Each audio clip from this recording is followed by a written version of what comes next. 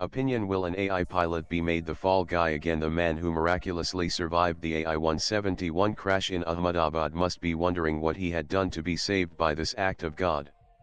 Was it something that he did in his previous life, or was he saved for a duty he must perform in this one? The former reason is impossible to gauge, but Vishwaskumar Ramesh certainly stands as the main counterpoint to the familiar narrative that usually follows any air crash, that the pilots erred, not their flying machine. This time too, the initial hours after the crash saw the same pilot error story being peddled, especially by aviation experts abroad and in India. That the pilots were distracted and took catastrophically wrong decisions, like retracting the flaps rather than the landing gear, or shutting off a running engine rather than one that may have failed. That was accompanied by the mantra shamefully echoed by many Indian media too, that the Boeing 7879 is a really safe aircraft. That Boeing's formidable international PR machine could be behind this huge and touching faith in an aircraft is very probable. But what stood squarely in the way of that story-taking wing is the testimony of the British Indian national, Vishwaskumar, recorded by countless media channels. Now that the black boxes have been found, their data may well corroborate that the pilots did their best. But will the big guns allow the safest aircraft line to be contradicted? It is also providential that a local boy also filmed the plane going down, from an angle that was far closer than the two clips from the cameras at the airport. In his video, the ram air turbine rat can be seen deployed in the undercarriage, which means that the engines and their power had shut down and the pilots had heroically tried to get emergency power to regain thrust to prevent a crash. That also supports Vishwaskumar's recollection of the flight's last moments. He recollected there was a loud bang, which is now being interpreted as proof of the rat being deployed. He added that the plane seemed to stop and then the engines began to race. That was actually the high-pitched whine of the turbine. He also mentioned a green light coming on in the cabin, which is proof of the rat being deployed and the plane signaling a dire emergency.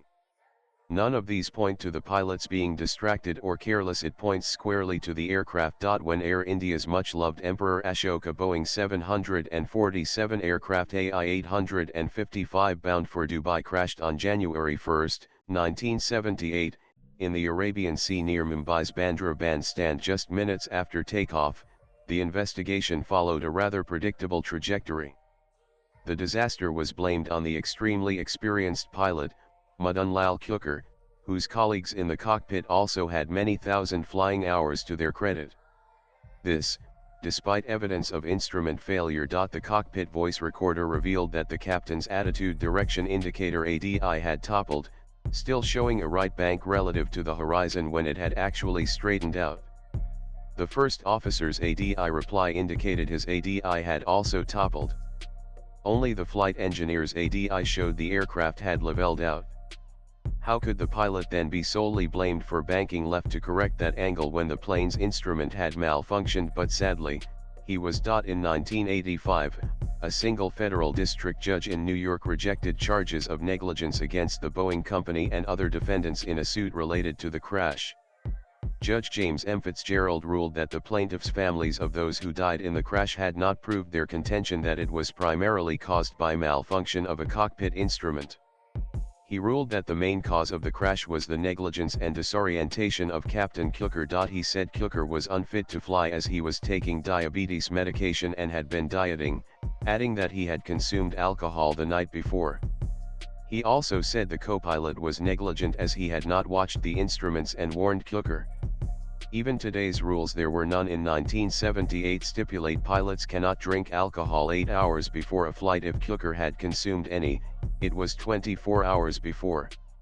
Nor was it proved that he had alcohol in his system while flying. There was evidence about 2 previous incidents involving Boeing planes and malfunctioning ATIS, but they had not caused any accident. That belied Boeing's contention that there had never been multiple such failures on its planes and none on Emperor Ashoka either.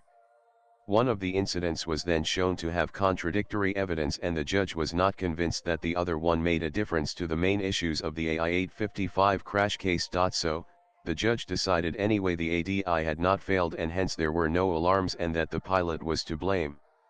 No wonder Boeing issued a statement saying it was pleased with the court's decision. as were the Lear Siegler who made the Atis and the Collins radio division of Rockwell International Corporation, makers of the backup warning system. But why did India not protest against this blatant whitewashing of US companies by a US court? Interestingly, the then government-owned Air India was not party to the case, as out-of-court settlements limited its liability in crashes to $20,000 per passenger on international flights. Between 1978 the crash and 1985 the verdict, 8 ministers handled civil aviation including 2 PMs, Morarji Desai and Rajiv Gandhi. Also, in 1985, U.S. courts dismissed the Indian government's $3.3 billion claim against Union Carbide Company for the Bhopal gas disaster. A fake document purported to be a preliminary finding of India's Air Accident Investigation Bureau claimed that Captain Sumit Sabharwal's seat slid back at takeoff, leading to his body falling on the thrust gears, resulting in engine stalling and crashing. But the black boxes have been sent to USS National Transportation Safety Board for deciphering. So how could AAIB report that the data pins the crash on a faulty seat and pilot error? Disinformation has begun. Swipe left for next video. What next for AI-171? Vishwaskumar's testimony backs the pilots. But Boeing has a brimming order book, as does the engine maker GE. A lot of money is at stake. So, the next target will probably be Air India itself. Will the presence of the airline, the aircraft maker, the engine supplier and international and national accident probe agencies in the investigations ensure that none of them will be able to exert pressure to exonerate themselves or diminish culpability? The author is a freelance writer. Views expressed in the above piece are personal and solely those of the author. They do not necessarily reflect News 18's views. Latest blogs.